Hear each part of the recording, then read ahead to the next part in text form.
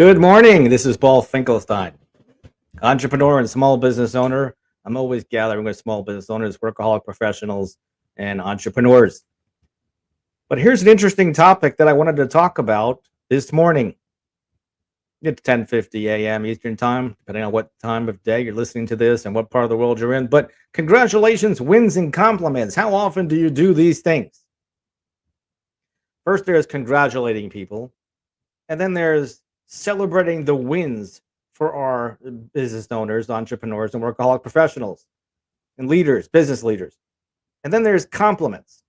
These three things I think are components that we need to do 20, 30, 40, 50, 60, maybe 100% of the time, every single week, every single day for the rest of the year, next year, next year, and next year.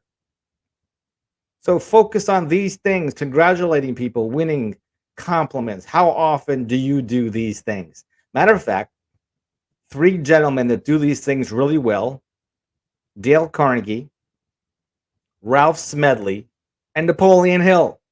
Well, they're all dead. I think Dale Carnegie passed away. He would be like 200 years old, I think. Napoleon Hill, believe, passed away. And Ralph Smedley, same thing. I've seen a lot of their black and whites on YouTube. But Dale Carnegie, Ralph Smedley, and Napoleon Hill. Let's tackle them one at a time. So Ralph Smedley, why is he the expert on congratulating people, winning, and compliments? Well, Ralph Smedley developed Toastmasters 100 years ago today. They just celebrated their 100-year anniversary at their convention in August. And Ralph Smedley developed the Toastmaster meeting, the public speaking expertise on how to train people to be better communicators and leaders. And to be a leader and a communicator, you have to be good at these three things: congratulating people, winning, celebrating wins, and celebrating compliments. And beyond that, that's a nice red tie. I love your pocketbook. I love those earrings. What could you do to compliment people more? Ralph Smedley was a pro at this because in his built-in Toastmaster meetings that run like a well-oiled engine in 149 countries around the world in over 100 different districts with over 4,000 Toastmasters about in each of those districts, you do the math, how many Toastmasters there are in the world. They have, in the third part of their Toastmaster program, in about an hour to an hour and a half meeting, there is an evaluation portion of the meeting.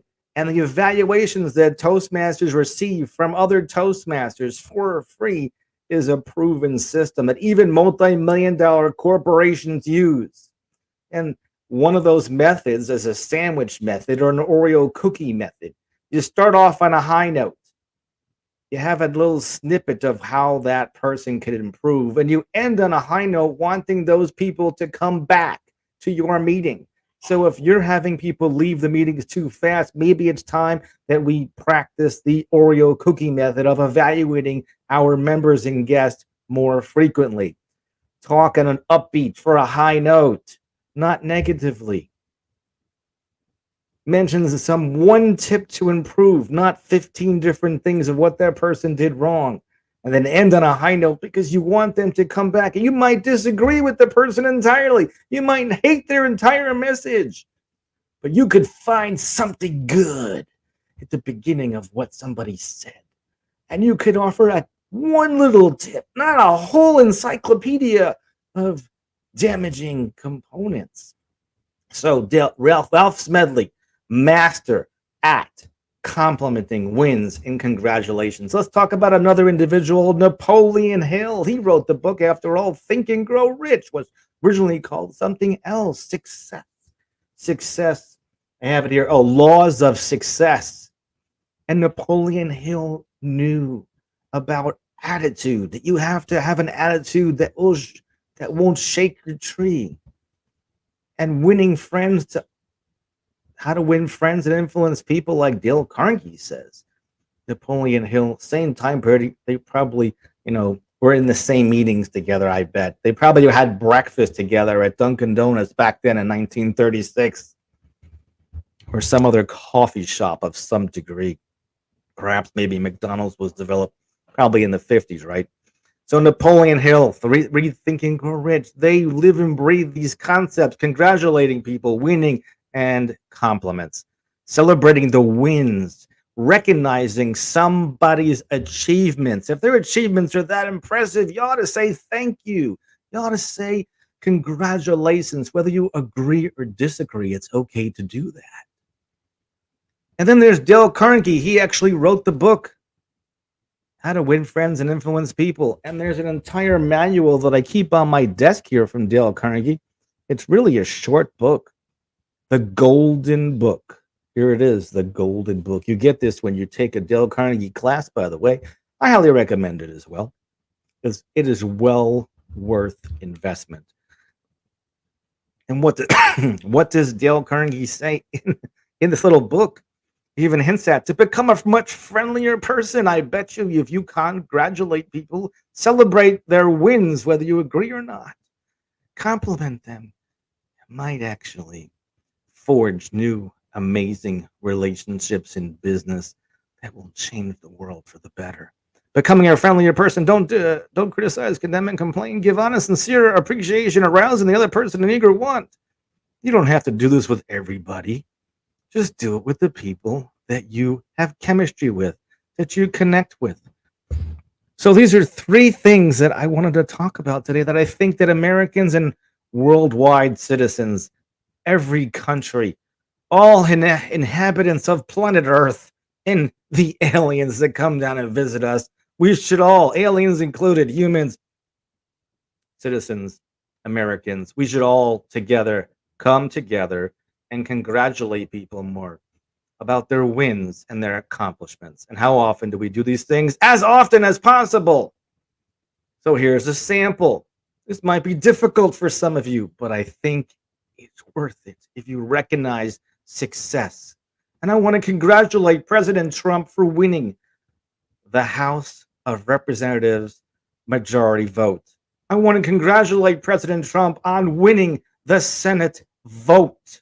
What it takes to achieve that is enormous, and he outworked any American, I dare say anybody on the entire planet. Think about it. And he was a business person and still is. Whether it's a legacy and passed on to his family, that's the joys of owning a business, to be able to pass on a legacy to your family. Congratulate those wins to President Trump as well. I congratulate President Trump for winning the popular vote. More people than not voted and approved of his message. He deserves congratulations, whether you agree or not. Say thank you for the system of getting a proper vote. I congratulate you, President Trump, and thank you so much for leading the way of what it means to be and what it takes to be a leader.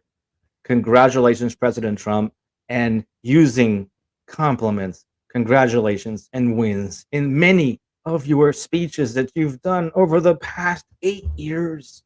And I look forward to hearing more. Amazing success in the next 4 years.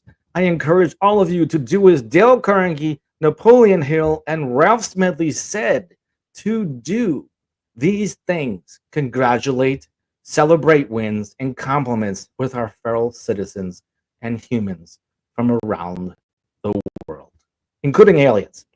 Have a fantastic day. And if you're interested in networking, well, look me up. Let's have you speak for one of our networking groups around the world. Ciao for now.